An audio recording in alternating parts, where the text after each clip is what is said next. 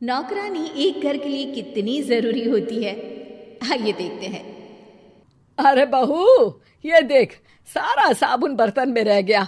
ये नौकरानी कोई काम नहीं करती, गंदा काम करके चली जाती है और ढेर सारा पैसा ले जाती है। अरे मम्मी जी, उसने तो साफ किया ही था। मेरे ही हाथ से इस ग्लास में सर्फ गिर गया था। अरे बस कर झूठी, उसे बचाने के लिए सारी जुगत लगा ले, लेकिन मैं तो इसे निकाल कर ही रहूंगी। हमारे जमाने में ना कोई नौकरानी थी और ना ही ये चिकने बर्तन। चूल्हे के जले बर्तनों को राख रगड़ कर साफ किया करती थी मैं। अरे माँ जी, मैं कहाँ बचा रही हूँ उसे। और वैसे भी आजकल नौकरानी जरूरत नहीं, स्टेटस सिंबल बन गया है। अब आप बताओ, मैं मुन्ना को नीचे घुमाने ले जाऊं तो लोगों से क्या बोलूं? झाड़ू पोछा खुद लगा रही हूँ। लोग सीधा यही पूछते हैं कि कौन सी नौकरानी काम कर रही है तेरे घर पर। अरे बस कर, ये भी कोई बात होती है? मम्मी जी, आप नहीं समझेंगी।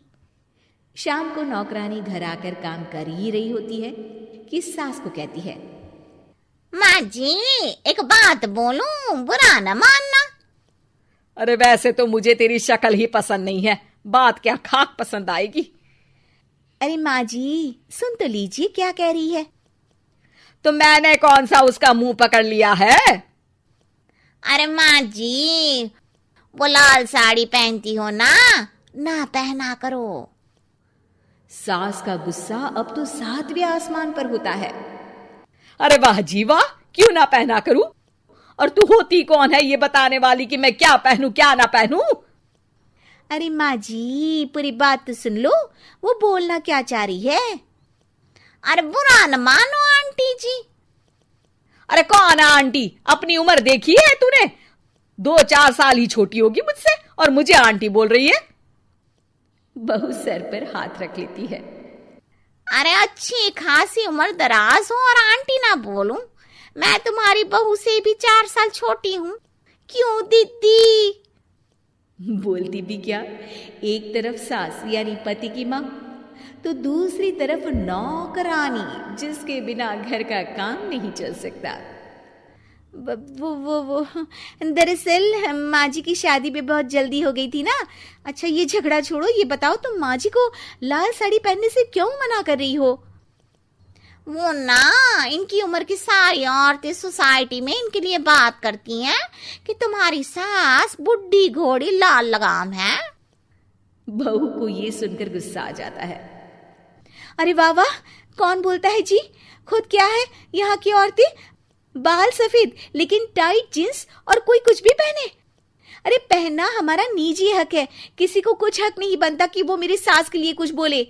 मैं आज ही जाकर माँ जी के लिए लाल जींस लेकर आऊंगी, फिर देखो कोई क्या बोलता है। अरे चुप लाल जींस। अरे सुन नौकरानी की बच्ची, जाकर बोल दे उन लोगों से कि उन लोगों की तरह मैं उड़ती नहीं फिरती हूँ घर बार छोड़कर।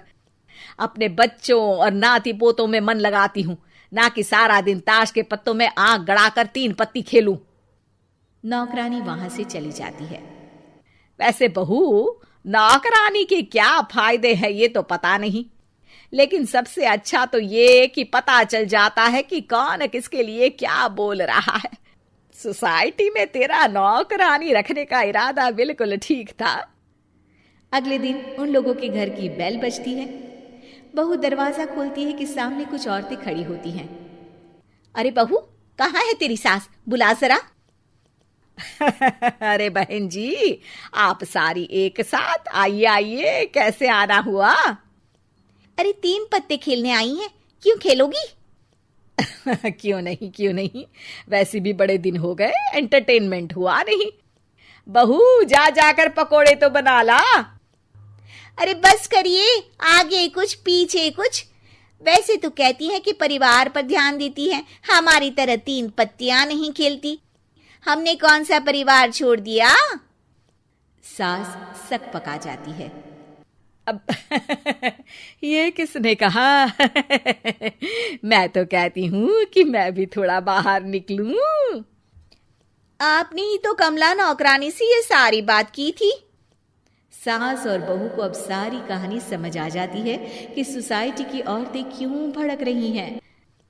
माफ करिए आंटी, मैं छोटी हूँ, लेकिन फिर भी पहले तो आप लोगों ने माँ की लाल साड़ी का मजाक उड़ाया था ना।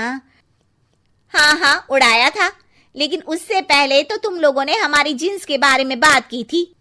अरे क्यों ना पहने हम जीन्स, तुम्हारे पैसों की थोड़ी ना है। सास और बहू सर पकड़कर बैठ जाती है।